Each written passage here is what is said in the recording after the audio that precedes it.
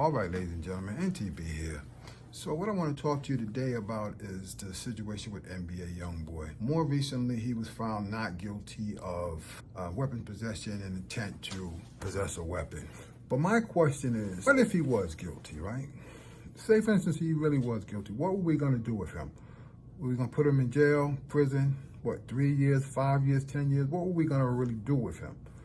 And that's what I really want to talk about today, because a lot of times the way I see the criminal justice system is set up to not really recognize the individual value and the individual worth of people. People who are not at the level of an NBA YoungBoy, and even people at the level of an NBA YoungBoy.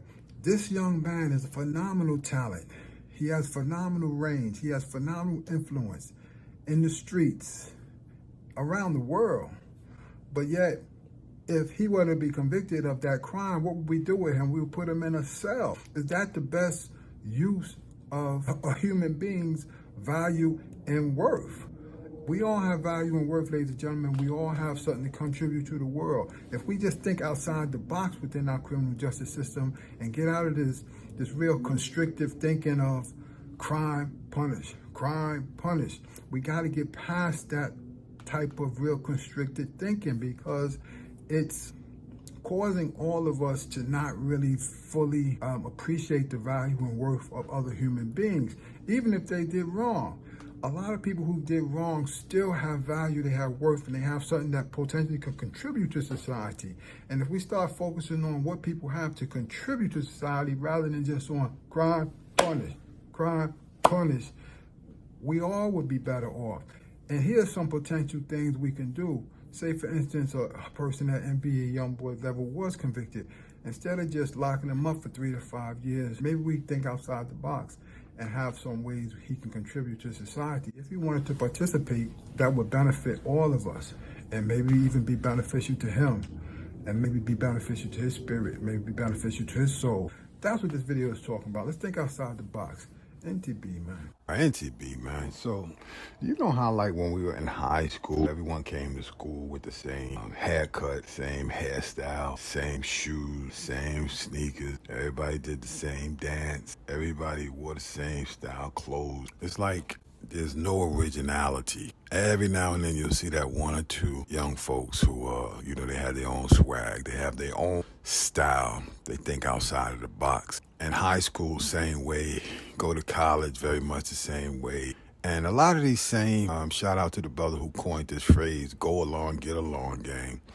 This go along, get along gang goes off into different professions, and then they do the same thing. They don't think out the box. They're not original thinkers. So a lot of people who come into the criminal justice community, they are part of that go along, get along gang. Shout out to the brother who coined that phrase, man. They just go along, and they don't have original thoughts. They don't have original conceptions of how to deal with things. And in the criminal justice community, oftentimes you see the same thing. If you go into DA offices, district attorney's offices all around the country, you'll see the same thing. Everybody walk the same, talk the same. They read from the same script. They read it. They get in the same trainings. They're following the same historic things. I've heard this phrase so much. This is the way we always do it in this office, Attorney Bay.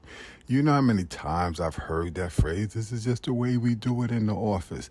And if you ask most people in the country, if you ask most people in the criminal justice world, a lot of times you'll get this answer. Ask them, if a person does a crime, what should we do? Lock them up. Okay. Person commits a robbery, what should you do? Lock them up. Okay. Person commits a gun possession, what should you do? Lock them up. It's like a reflex reaction. Like, it's almost like you're talking to clones. And that's the point I was making when I talk about, okay, what if NBA YoungBoy is guilty? So what? What do we do with him? Lock him up. That's the first reflex reaction that you're going to get throughout many law enforcement communities across the country, because they're just like those little boys and little girls in high school. It's almost like they're like computer clones. They're just like robots. And my suggestion in the case of an NBA YoungBoy is, and I've always tried to be different. I've never been the type just to go along and get along. I think for myself. I'm not following the crowd. I'm trying to think for myself I'm trying to think outside the box because a lot of times there's alternatives to dealing with situations. So in the case of NBA YoungBoy, for instance, right, we could lock him up, but this man has millions and millions of fans, right? He has influence all around the world. He throws concerts and you see people, fans yelling, screaming as far as the eye can see. If he's on stage, you look down, as far as the eye can see, you have people, right, who yelling and cheering for him. And so if he's guilty of a crime, of a gun possession, when we often know why a lot of these young men carry, the man's a multi-millionaire. He makes millions of dollars a month, not a year. NBA YoungBoy makes millions of dollars a month. The man is not carrying guns because he's getting ready to go rob a local bodega.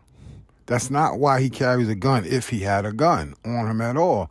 And everyone knows this. A lot of these young men and young women out here in the rap game and in entertainment and sports, they know they become targets. Ladies and gentlemen, when you're making that kind of money, you often become a target. So if you have to run to the store real quick to get something, you may not have security around, you jump in the car, you're not going unprotected because you know there's a lot of people who hate you. You know there's a lot of people who target you. You know a lot of people who want to do you harm. So you might grab that thing. And I'm not casting judgment one way or the other. I'm just saying, and many of the prosecutors across the country know if it was true that NBA YoungBoy even had that gun, they know that he wasn't going to rob a bank. He's not a broke man. He's rich. And so my point is, thinking out the box is my theme. Why not, instead of, if he were guilty, putting him in a cage for 3, 5, 10 years, just come to the young man and let him know, listen, we got you with the gun, but here's the deal, man. We don't want to put you in a cage for 5 years. You can do more and you can be more beneficial to all of us, more impactful to all of us. If you work with us, let us work with you, and let's do some things that would be win-win. Maybe we can do something like this instead of putting you in a cage for 5 years and all the people around you losing jobs, because that's what's happening. He employs people all around him, road people, managers, security team. He has a team of people around him who's going to lose jobs if we put him in the penitentiary. Listen, this is what we ask you to do. We know each concert you throw, there's people coming from far and wide. As far as the eye can see, you have fans.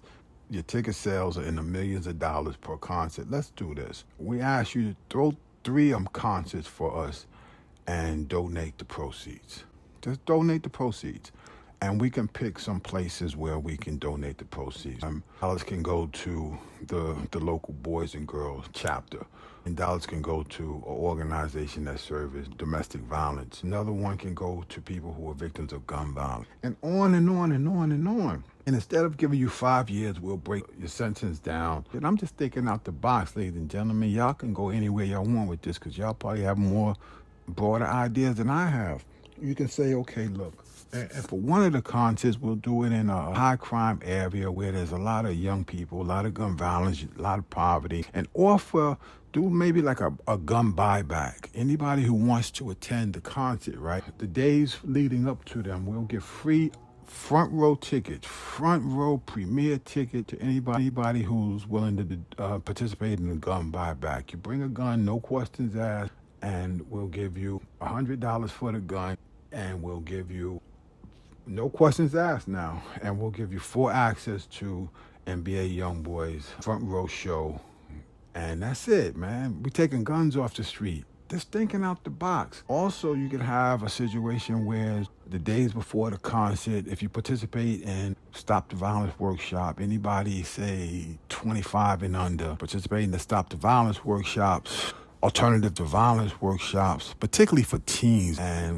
And then we'll have young brothers like, former gangbangers, brothers who've been in and out of jail, who now are, they in the streets, they're doing that work, they're doing that anti-violence, anti-gun, put the gun down. So we're bringing a horde to these young brothers and sisters who are, potentially apt to get into some trouble in the street, young people, and let them hear from the former gangbangers. Let them hear from brothers and sisters who are skilled in talking to young people about alternatives to violence, conflict resolution, put the guns down. And then all the people who participate in that successfully get their certification or their certificate for it at the end of the day, they too have front row tickets or real premiere tickets to one of NBA Youngboy's live shows. You understand? So this is how we're servicing the community. We're giving back.